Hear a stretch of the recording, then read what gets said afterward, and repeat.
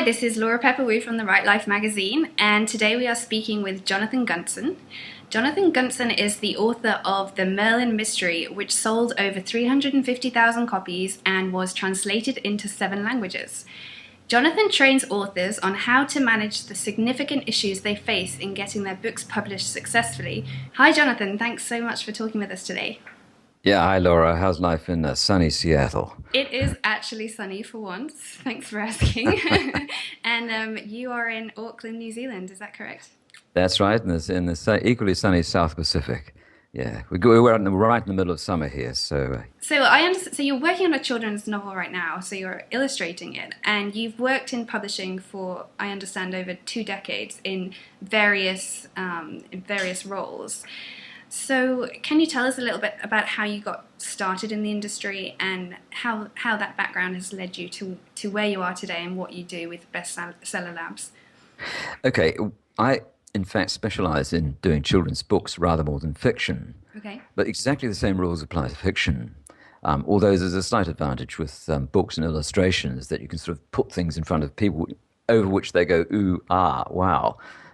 But a brilliantly written piece of fiction has exactly the same effect. And the sales process for books, no matter how you're doing it, is exactly the same. So I have found, when I started, I had absolutely no clue at all, not the slightest idea. Oh God, I don't get a book published. That'd be fantastic. So how do I go about that? Now, one of the mistakes that people could make is to try and sort of just throw their book at 16 different agents and hope they'll reply, or throw a book at a publisher. Of course, publishers don't accept books. And what I discovered was, because I'd worked in advertising for years, is that instead of it being a sort of a cold start, everything requires a build-up.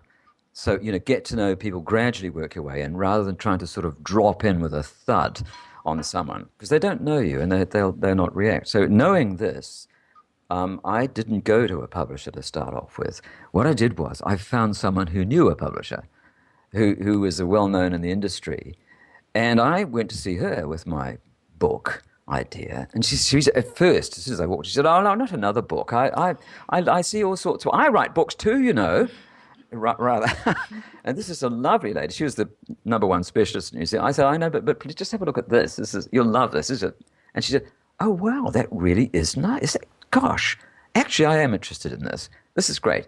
Actually," I said, "Do you have an agent?" I said, "What's that?" She said, "Well, you need an agent for your book." I said, "Well, oh no, I don't." She said, "Well, there is one. You could go and see, but look, I'll just manage it for you anyway, and I'll go and see the publisher direct because they know me." And that's how it worked. So what I did was I found somebody else to break the ice who already had an in, as you Right. might say. So that general principle of not just trying to bash the way down through the front door all the time is really important for people starting out. Find someone who knows someone who knows someone is a much better pathway than trying to thrash your way through 1,700 different agents and publishers. And that's what I did. That's how I started. So then they published the first book, which is an illustrated book, and then they asked for another. So I did another, and then another, and another, and another. And it went on from there. And right now, what I've done is taken the same sorts of ideas and I'm putting them on iPad applications, etc., and tablets, and moving into that area rather than just printed books. For fiction authors, exactly the same sort of thing would apply, is to find someone who knows someone and build community. The whole idea of building community, because there's this tremendous amount of serendipity involved. You never know who you might come across who can help you. That's the key. And just do stuff, is the thing. But we'll get on some details of what precisely people can do. But from my start, what I did was I also wrote and illustrated 4 books, 2 of which were published, called The Space Knights. And Space Knights were for very young children. They were brightly colored books, and the reviewers said, "Please put your sunglasses on before looking at these books." you know. But they were so successful that the television channel and the television production company said, "Would you like to make a television series out of these? They're fantastic." So we did. We went 22 half-hour television series based on those books. Completely unexpected, which is what I mean by serendipity. You just sort of start and reach out into various directions. But I mean, it's not as hard or dramatically difficult or impossible as you think. You're not approaching this great big castle with 6 foot thick walls which you have to break down to get in. You just need to find someone, as I say, who knows someone who knows someone. This 6 degrees or 3 degrees of separation is one of the keys. When people are starting out, can I sort of tell you what you basically need? Absolutely, go for it. This is what you need. First thing you need is a great book. Am I stating the blindingly obvious here? If you've written a crap book that's really badly written, it's full of typos, and you never had it edited, people will read it, and one thing will happen: they won't talk about it. Mm-hmm. They go, "Oh yeah." If it's good, they will talk about it. Mm-hmm. Word of mouth is the number one thing which sells books. It always has been, and it always will be. So you see, once you've actually got your book out there, word of mouth will begin to spread. Now, your job as an author is not to try and hand crank the sale of every single book from here to the horizon. Your job is simply to get it going. Mm-hmm. It's just to ignite that process. And that's about all you can do. You can keep on doing that and making connections and helping to sell it and so on. But word of mouth will actually do most of the work for you. So the three things that have a great book, and then there's promotion, which is igniting it. And there's the third thing, which you can do absolutely nothing about, and that's luck. Well, luck, what I mean by that is the serendipity I was talking about before, which is things that come out of left field, which will assist you if you're on the path, if you've written a book. And I mean, we'll get on to how you get it into a publisher and what else you might do in a second, which is really what people would like to know. I'm picking. But Colleen Hoover, author, came out of absolutely nowhere. She did. I mean, I sent her a brief note saying, what happened? You know, it's like, because people want to know, how the heck did somebody come out of absolutely nowhere? Because authors are saying, well, I'm a nobody. I don't mean in the global sense. I just mean in terms of being known as an author. and she sort of wrote her book Hopeless, and she wrote another one called Slammed. Mm-hmm.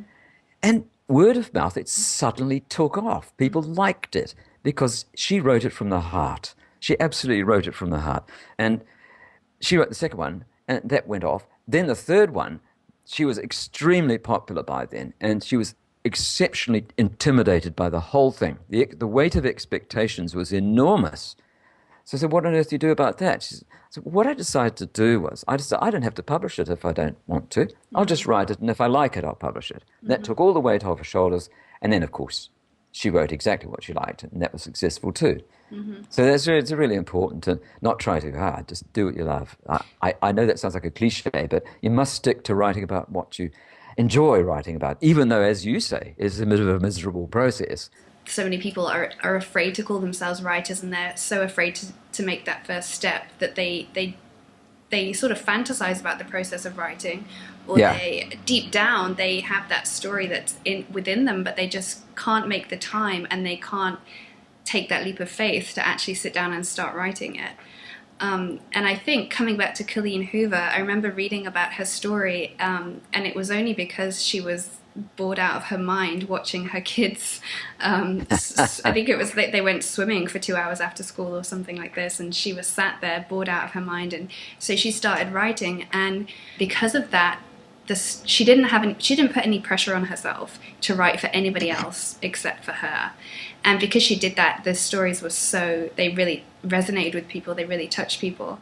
Authors would like one of two things. They take two pathways. This is directly related to Colleen Hoover and what you were just saying. And that is that, which pathway do you go down? Do you go and publish it yourself on Amazon, format it all up and use their system up there, because it's relatively straightforward, or you can get somebody to do it for you, and like Book Baby or an outfit of that type. There's lots of places to get it done for you and put up online, or go and find a traditional publisher. Mm-hmm. Now, there's this thing. I always get a smile across my face when I say this. Most writers have absolutely no training in marketing or selling or anything whatsoever. And they have this thing, I'd say this is about close to 90%, of the author dream. And the author dream is, I will write my book and I will give it to an agent who will think it's great, and he'll take it to a publisher, and they will publish it to the world, and I shall be rich and famous. And that's not what happens, No, unfortunately. maybe in Hollywood that's what still happens, Yeah. but not for the rest People of us. people say, "Oh, I'm going to stop listening to this podcast now. You've dashed freezing cold water all over my dream." Well, the truth lies somewhere in between because it's actually partially true. It does happen along those lines, but just to a lesser extent. I'm a little wary about, you were asking me to a certain extent, what about getting a traditional publisher? How would you go about that? Well, you can't go direct to a publisher, they just won't talk to you. But you too need an agent. Well, how do you get an agent? Well, I go back to the point I was making about cold starts versus a build-up. If you just throw your book at 20 different agents, they're just receiving thousands and thousands of them. So the idea would be to find a source of an agent. If you look on Writer's Digest, what's his name? Sam Bacino. Samachina, he lists agents, agent after agent after agent you can approach. So it's not very hard to find an agent to approach. The idea is to start to get to know 2 or 3 agents by asking their opinion, not on your book, but on publishing. And could they answer a couple of questions for you as an author blog about what are the great stories that should be written these days? Or what do you think about this genre? Is it good? Don't try and ask them if they'll publish a book. Just get to know them one way or another first. You could just do what the mass of people do. Throw your book at 20 different agents. Say, I've written this wonderful book. And sure, you can have a great query letter written. You must write a query letter in the right order. And there are places you can find to do that. And this is one of the great uses of, say, Twitter or Facebook, and find out what those people are interested in and talk to them about that, not what you're interested in, what they're interested in. Those are the sorts of lines of communication one needs to take up. People say, I don't know what they're interested in. Well, if you read what they're tweeting about or writing about, you pretty quickly figure it out. And it's not hard. It's not hard. Keep it really, really simple. It's the same as approaching a book blogger. Yeah. You want to get your book reviewed? Don't just send them the book cold. It does require time and patience to make these things happen, but it does work. It's a magical thing occurs. I call it getting in the corridor. If you start walking along it and taking a little bit of action and writing and getting to know people and talking, mysterious doorways will open that you never even knew existed. An agent, someone who knows an agent who knows a publisher who knows a big, big publisher who will get excited. And that's the pathway. That's the luck part of it, the serendipity. The rest of it, having a great book and doing bits of promotion, which I'll talk about in a second, if you like, are the other parts of it. Yeah, I think you bring up such a good point about utilizing Twitter to your advantage in this way. And this is the exact example I give people when they ask me why I recommend being on Twitter in the first place. I think so many people are confused by it as a social media platform, and so many people aren't using it in the right way. They hear the advice that you should spend 10 minutes a day on Twitter, and then they spend all their time on Twitter clicking links or, just wasting time. But Twitter for me has really revolutionized the way I reach out to people, because in many ways it's so much easier to use than doing an email exchange back and forth. People are a lot more, say you were to tweet a question to an agent, you're much more likely to get a reply back from that versus sending them an email, for example. Totally agree. I just wanted to emphasize that point, that this is the perfect example of when and how to use Twitter for a bigger goal, which is to get your book published. Yeah, it requires patience. I think there's 2 words which are in short supply these days. One is work and patience. People want it right now.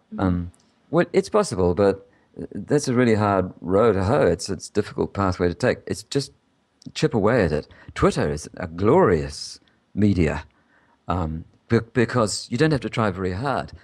You literally don't have to try hard at all. You can be quite rubbishy on there. You can put just, I don't mean what I had for lunch, but you can integrate with somebody else very, very simply on Twitter without trying very hard at all.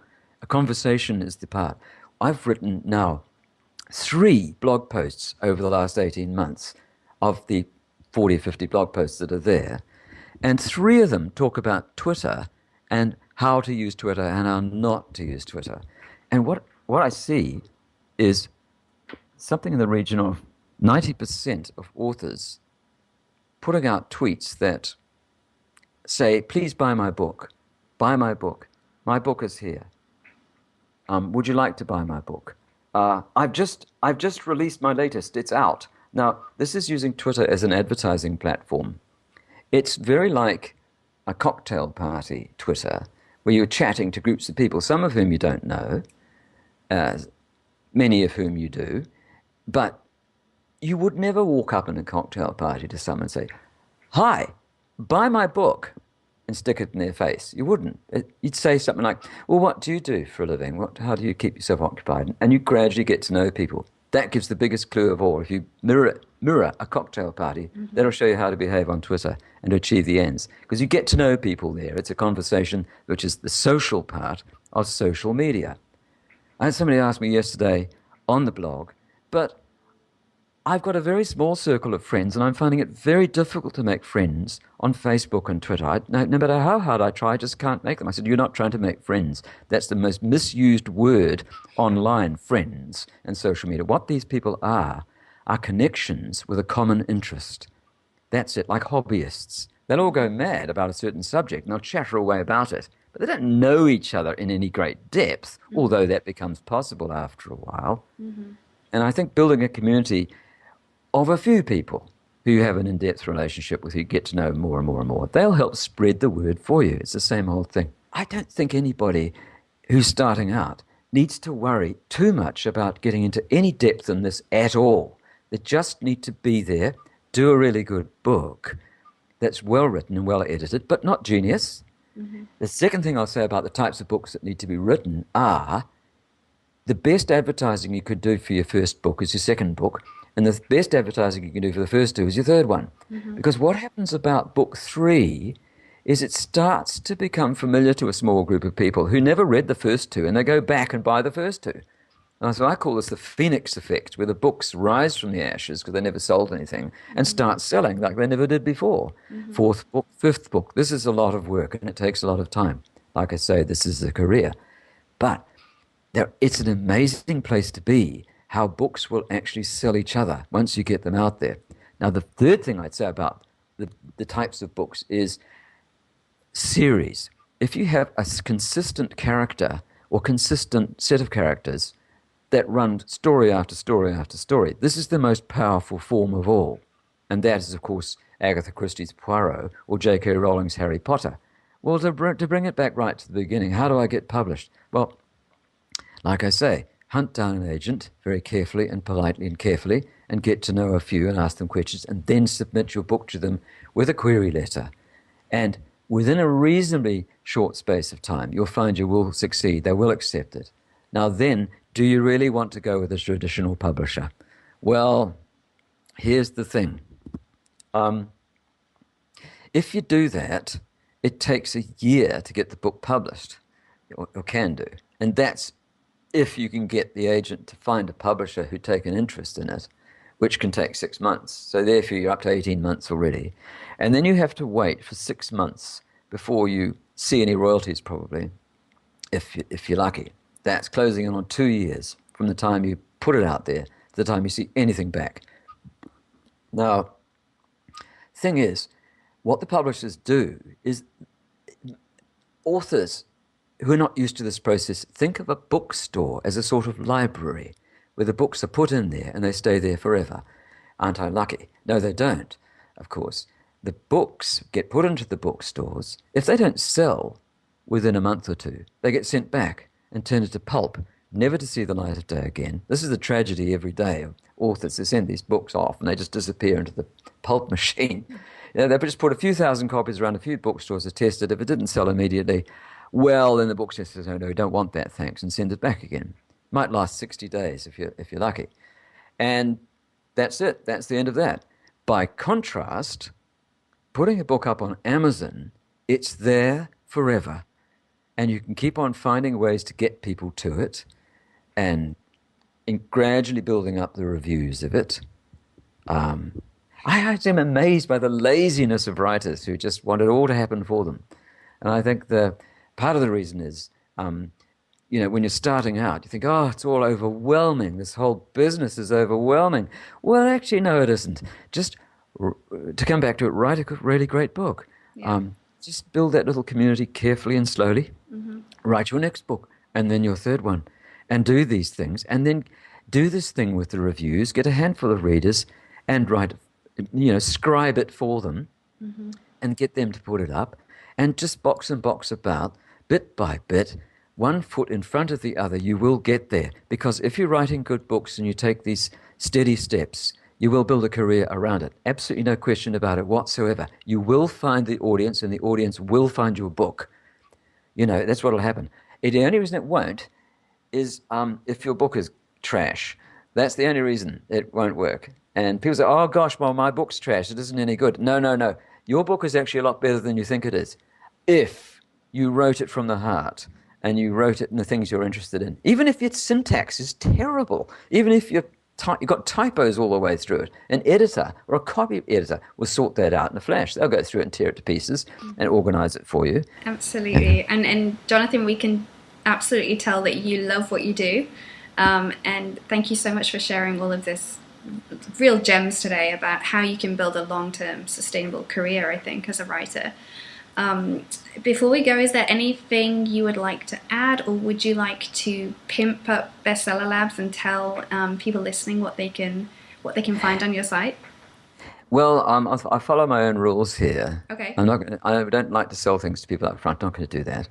But what they could do is do read all the blog posts or the latest blog posts, because they're really helpful. They're taken from a perspective of when you're just starting out. It's not taken from a perspective, oh, you're a sophisticated author who knows what they're doing. This is just to help people who are getting going. And it's always like that. And go and get for free the Bestseller Labs Guide for Authors. It's you can see at the top right of the blog, or it's underneath each article.